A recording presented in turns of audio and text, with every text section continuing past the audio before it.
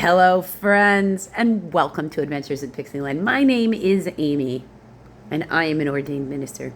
And we are in Bible study. We are in the NIV, and we are in the book of Nehemiah, and we are in chapter 10. Now, this is a list that is very important to Nehemiah, who's the governor, of the people who signed this legal contract with him about the way this, and since they got to come back after Artaxerxes, the king of Persia, conquered the Babylonians, they got to come back home. So they're being very religious, they're being very formal, and this is a legal document to them. So it's sort of like their version of these people signed their Declaration of Independence because they declared their fathers unfaithful.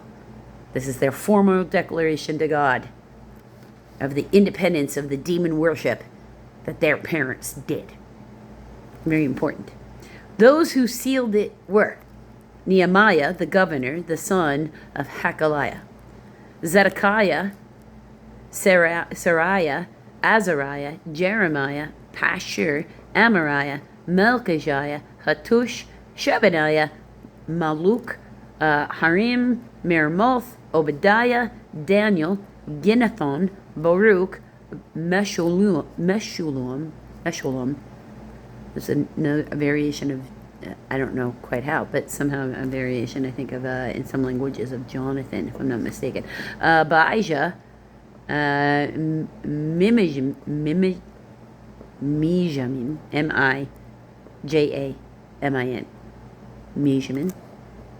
Maaziah, Bilgaiah, and Shemaiah. These were the priests.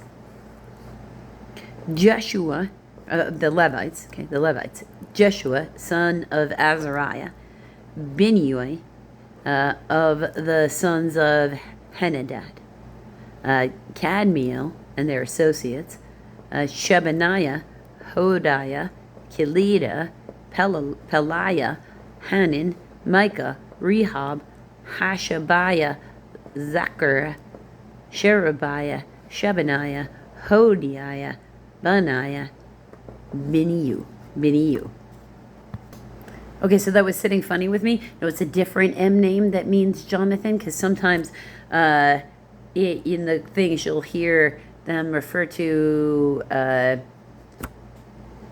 Jonathan's, like Jonathan by a different name that starts with an M. I looked up Meshullam just because it was like sitting in there in my brain. And Meshullam is the biblical masculine name meaning befriended. So, like, or a friend or ally, which I find that to be, or peace or complete. I find that to be kind of funny because these are the kinds of things that are associated with what my first name actually is, especially since it's spelled the French way. And when you say it, you say friend. A friend and ally kind of thing. So I like it. That's why I address all of you as hello friends when I start the videos. The leaders of the people, verse 14. Parosh, Pahath Moab, Elam, Zatu, Bani, Boyunai, Asgad, Bibiah, Adonijah, Bigvavi, Aden, Atur, Hezekiah, Hazur, Hodiah, Hashum, Beziah, Harif, Anatoth, Nabiah, Magapayesh, another Meshullam, Hazir, Meshezabel, Zadok, Jedua,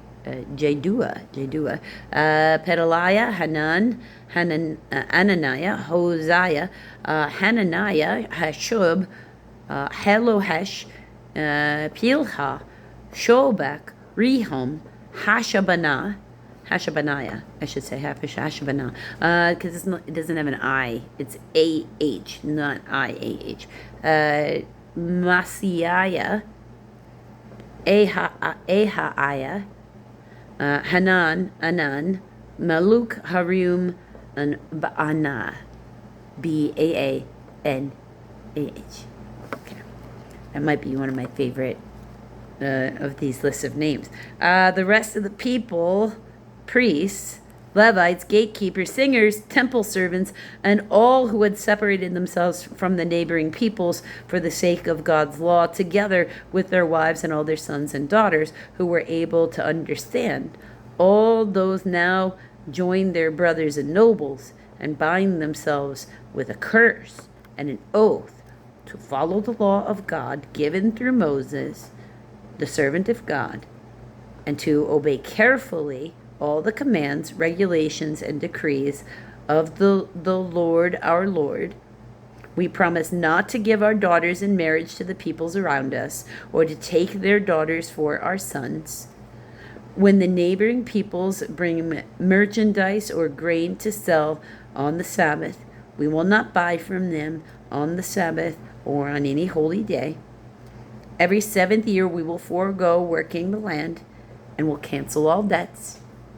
In case you were wondering where we got that 7-year thing in our stuff.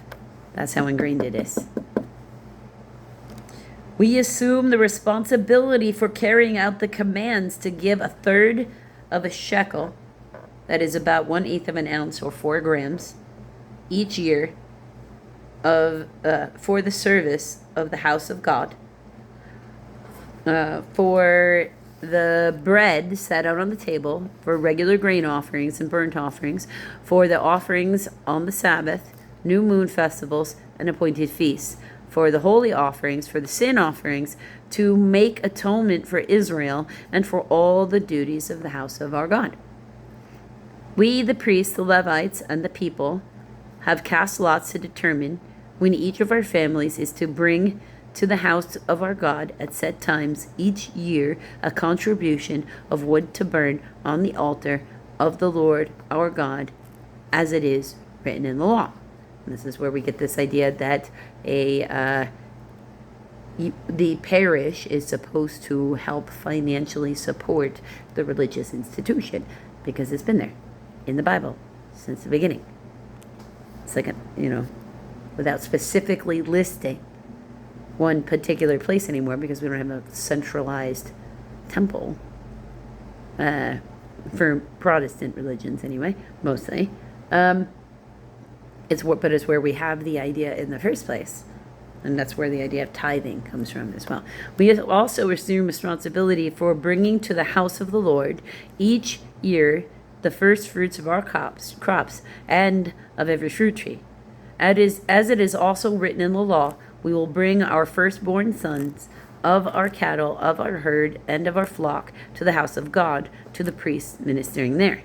Moreover, we will bring to the storerooms of the house of our God, to the priests, the first of our ground meal, of our grain offerings, offerings, of the fruit of all our trees, and of our new wine and oil. See, because I'm trying to indicate the pause there. I wasn't doing it right. And we will bring a tithe of our crops to the Levites, for it is the Levites who collect the tithes in all the towns where we work. So, better pause. A priest descended from Aaron is to accompany the Levites when they receive the tithes, and the Levites are to bring 1/10 of the tithes up to the house of our God, to the storerooms of the treasury. The people of Israel, including the Levites, are to bring their contributions of grain, new wine, and oil to the storerooms where the articles for sanctuary are kept, and where the ministering priests, the gatekeepers, and the singers stay. We will not neglect the house of our God. So in their system, because remember, the temple is in Jerusalem, but for a long time, the tabernacle was in Shiloh, which is mountain country of Ephraim, which is like, for me, saying I'm sitting physically here in Tucson, Arizona, and my church could be down the street that I go to, but the place where all the holy articles inside it used to be was sitting up on the top of, Summer Haven, Arizona. You can go look that up and see what the kind of distance that is, and it's suggesting I have to walk up there to do something. Walk up there, or if you're lucky, you have a cart or a donkey. I mean, there's a certain type of terrain change that happens. Like when they're talking about lions in the Bible, they're not talking about like African plain lions. They're talking like mountain lions. Because some of this area is hill country. When they say hill country, I mean, they got mountains. You should go take a look at the terrain. The desert around me is like we're in a valley of mountains where I am. But if you go take a look at you don't need to look at Tucson terrain. If you take a look at the area around Jerusalem in like say a geographical 3D map type of thing, you start getting a different idea of where the distances of what they're talking about, what they're looking around. The geology there is quite fascinating, I have to find for myself. So it's so ingrained what's in here. This is part of why we have to read the Old Testament. We're influenced in ways we don't even fully understand. It is in our instinct that if we mean something sincerely about it, we will make it a legal contract document and sign our name on it, because that is how our ancestors, especially our religious ancestors here for us Christians, handled the contracts with God. Legally binding, spiritual contracts signed on the dotted line. It's a big promise, right? Makes you think of it in a different way when it's like, wait a minute, you're making the promise to God and you're signing your name to it? Wow. What a promise. The next video, chapter 11 of this same of Nehemiah, is going to be for the residents, the new residents at Jerusalem. So we're going to find out how they're handling in an influx of new people now that the walls are built. Until the next video, friends.